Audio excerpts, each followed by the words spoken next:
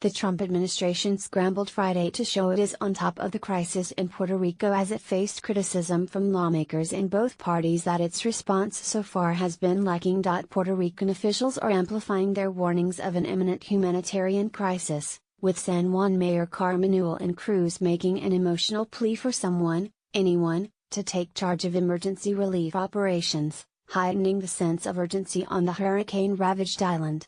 "I will do what I never thought I was going to do. I am begging anyone that can hear us, to save us from dying," Cruz said Friday afternoon. "If anybody out there is listening to us, we are dying and you are killing us with the inefficiency."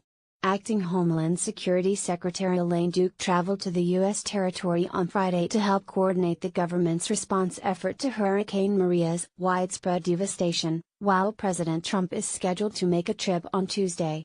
Vice President Pence will follow late next week. "We have a lot of big decisions. I'll be talking with the Democrats, and we'll be talking to Congress, about what we are going to do a little bit longer term," Trump told reporters Friday afternoon. "In the meantime, we've saved a lot of lives, we've done a really good job, and now we're bringing the people for distribution." The three-star general recently put in charge of U.S. military relief operations in Puerto Rico said Friday that there are as many as 4,600 troops on the ground in Puerto Rico, including members of the National Guard and reserves, and the Pentagon would be sending more troops and vehicles to the island, where residents could be without power for 6 months. "Our capability is building every single day, and we're going to keep building until we've fully met the needs of the people of Puerto Rico," Lieutenant General Jeffrey Buchanan said during a phone briefing with reporters. "It's a total force commitment." He did not say how many more troops might be deployed but vowed to continue to bring people in as long as there's a need. Officials are facing a host of infrastructure and bureaucratic challenges that are continuing to paralyze relief efforts on the ground. Damaged ports, blocked roads and washed-out bridges are preventing critical supplies from getting distributed throughout the island.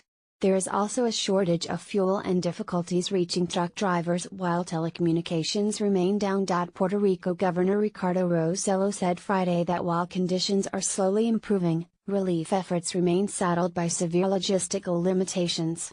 Trump acknowledged the difficulties facing emergency responders, saying the effort has been hampered by the simple fact that Puerto Rico is not connected to the mainland. "This is an island, surrounded by water. Big water. Ocean water," the president said Friday.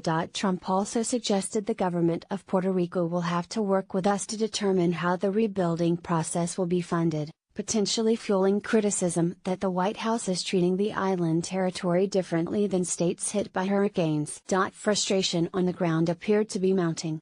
"Damn it, this is not a good news story," Mayor Cruz told CNN on Friday morning, after she was told that Duke had called the government's response to Puerto Rico a good news story. "This is a people are dying story," Cruz said. After taking heat for the comments, Duke sought to clarify what she meant by her statement. "We will never be satisfied," Duke told reporters at the San Juan International Airport, before boarding a helicopter to view the devastation caused by Maria, according to CNN.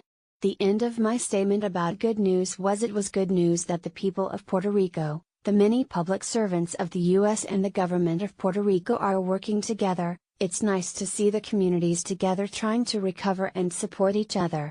Senator Marco Rubio, Republican Florida, urged Trump to put the military in charge of the relief effort outright, a notion sure to rankle defenders of Puerto Rico's autonomy, some of whom are already pushing to transfer more control to local officials. Rubio said aid is stuck in Puerto Rico's ports, arguing the local government was ill-equipped to handle the crisis. Capitol Hill Democrats, joined by a handful of Republicans, are accusing the administration of moving too slowly to mobilize a relief blitz. They're calling for Trump to expand and accelerate its military response with the deployment of more troops and ships. House Minority Whip Steny Hoyer, DMD, said the Pentagon response, so far, is 1/10 of the numbers mobilized following Hurricane Katrina, which devastated New Orleans in 2005. As a first step, he's urging that the Abraham Lincoln aircraft carrier, currently in Florida, be sent to the islands. "We have the requisite number of troops, they ought to be deployed," he told Bloomberg News. The administratio